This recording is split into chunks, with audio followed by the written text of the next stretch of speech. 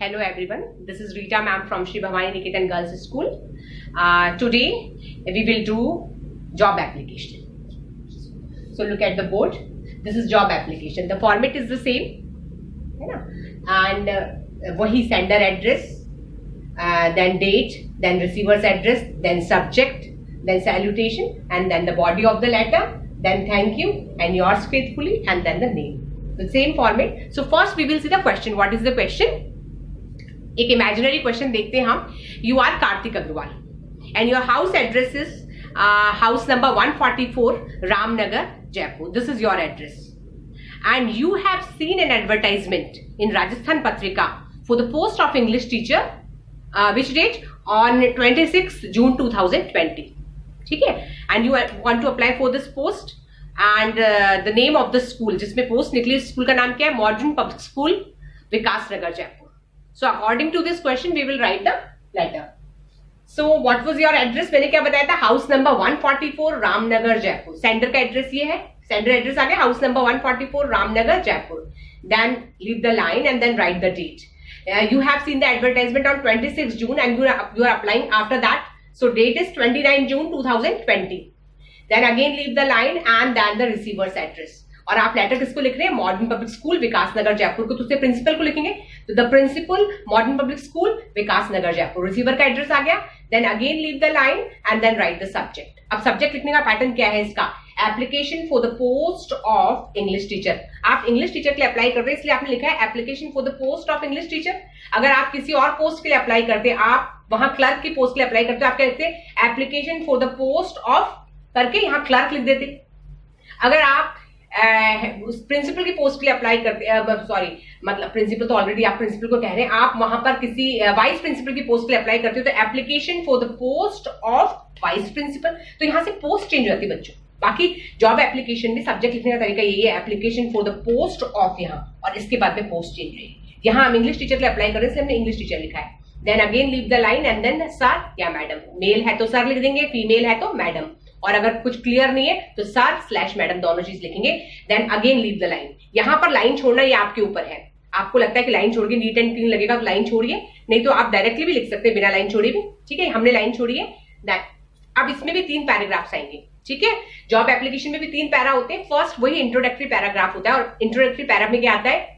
With reference to your advertisement in the Rajasthan Patrika dated 26 June 2020 for the post of English teacher, I would like to apply for the same. ये रट लेना है बच्चों, ये रट लेना है.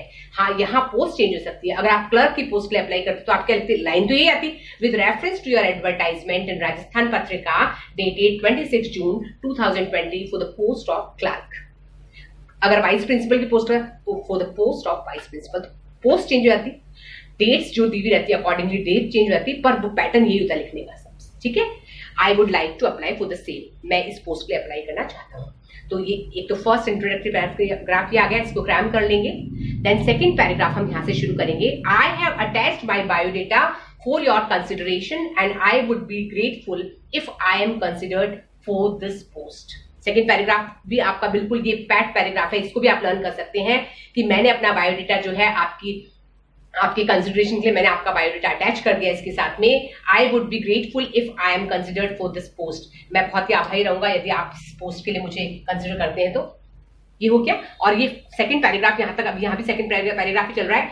I fulfil all the conditions mention in your advertisement. अब मैं जितनी भी आपके एडवर्टाइजमेंट जो आपने शर्तें रखी हैं इंग्लिश की टीचर की पोस्ट के लिए, वो सारी मैं फुलफिल करती हूँ, मतलब करता हूँ. जैसे कि चाहे स्पोकन इंग्लिश चाहिए, सीबीएसई चाहिए, आरबीएसई चाहिए, है ना, तो वो उस हिसाब से. ठीक है, I have 3 years of working experience in a reputed school. मुझे जो है एक रेप्यूटेड नामी ग्रामीण स्कूल में जो है 3 साल का काम करने का एक्सपीरियंस है. इतना तो ये सब चीजें आप लिख सकते हो. अगर आप क्लर्क की पोस्ट के लिए अप्लाई कर रहे हैं तो आप यहां लिख सकते हैं कि I have 3 years of working experience in a office. या स्कूल में भी क्लर्क होता ही है, तो उस हिसाब से आप कर सकते हो, है ना. देन अगेन यहां से फिर थर्ड पैराग्राफ आएगा, और थर्ड पैराग्राफ में I assure you that I will do my best if I am given an opportunity. तो ये भी आप ऐसी कैसी लाइन लिख सकते हैं? मैं आपको विश्वास दिलाता हूं कि यदि मैं अपना अच्छे से अच्छा काम करूंगा, यदि मुझे अपॉर्चुनिटी दी जाती है, अवसर दिया जाता है, looking forward to a positive response. और ये लाइन तो बिल्कुल पैट लाइन है किसी भी पोस्ट के लिए निकले, चाहे किसी भी पोस्ट के लिए निकले, आपको ये लाइन तो लिखनी है लास्ट में, looking forward to a positive response, ठीक है। Then leave the line and then thank you, then again leave the line yours faithfully, और what was the name, Kartik Agarwal. Kartik Agarwal लिख दिया हमने यहाँ पर। और इसके बाद में बच्चों इतना लिखने के बाद में हमने जो लाइन लिखी थी ना, I have attached my biodata for your consideration, तो हमको बायोडेटा बनाना पड़ेगा। तो अब हम बायोडेटा बनाएंगे।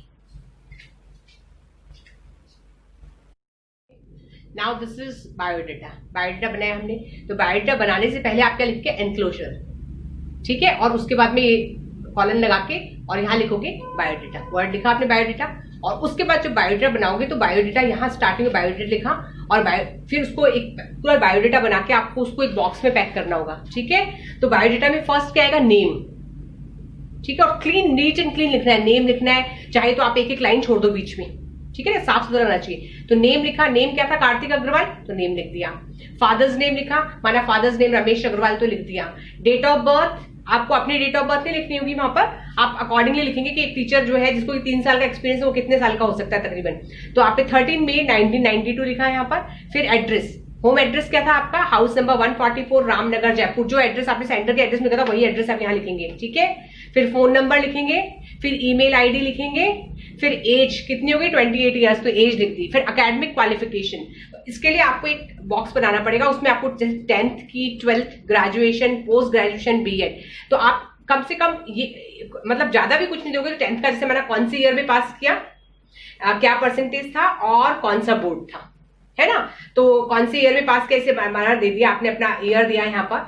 फिर क्या परसेंटेज था आपका और बोर्ड कौन सा था, सीबीएसई था, आईसीएसई था, आरबीएसई था, क्या वही 12th का भी सेम वही चीज हो गई। ग्रेजुएशन में भी कौन सी यूनिवर्सिटी से किया, तो क्या जो है क्या परसेंटेज था आपका, कौन सा ईयर था और यूनिवर्सिटी कौन सी थी। पोस्ट ग्रेजुएशन का भी सेम और बीएड का भी सेम। तो कम से कम, और भी आप ज्यादा देना होगी, जैसे परसेंटेज दे दी, फिर डिवीजन दे दी, वो भी दे दो, लेकिन कम से कम इतना लिखना ही आपको कि आपको परसेंटेज देना है यहाँ पर, आप किस ईयर में पास किया वो देना है, और कौन सा बोर्ड है या कौन सी यूनिवर्सिटी है वो। तो ये 10th, 12th, graduation, post graduation, BEd करके आपने बना दिया। ये और भी कुछ क्वालिफिकेशन एमएड है तो वो भी दे देंगे, पर ये तो मेन है ही कि टीचर की पोस्ट के लिए कि आपको जो है बीएड भी देना पड़ेगा। तो 10th, 12th, graduation, post graduation, BEd ऐसे करके बना दोगे एक और छोटी सी टेबल।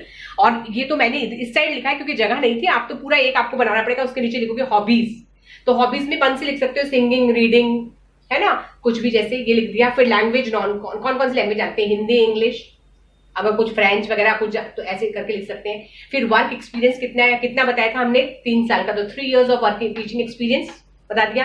फिर लास्ट में रेफरेंसेस दोगे, तो रेफरेंसेस में जैसे मतलब कौन से व्यक्ति जो है आपके रेफरेंस, आपकी गारंटी दे रहे हैं, जैसे ना, तो 2 व्यक्तियों के नाम लिखे हुए, मन से लिख दो कोई सा भी। मैंने लिखा है mister RP Sharma, principal of Mehta public school Jaipur, और दूसरे हैं mister Lalit Jain, director of PK college Jaipur. तो 2 गारंटर हो गए आपके ना, आपके जो, तो ये इस तरीके से। तो आपके बायोडेटा में क्या गया, name, father's name, date of birth, address, phone number, email ID, age, academic qualification, hobbies, language known, work experience and reference, teaching experience आ गया है, वर्क एक्सपीरियंस आ गया और रेफरेंसेस आ गए, ठीक है। तो इस तरीके से आप बायोडेटा बनाएंगे। तो पूरा जॉब एप्लीकेशन उसको लिखकर, पूरा लिखकर उसके नीचे आप बायोडेटा बनाएंगे। बायोडेटा बनाने का ये पैटर्न है।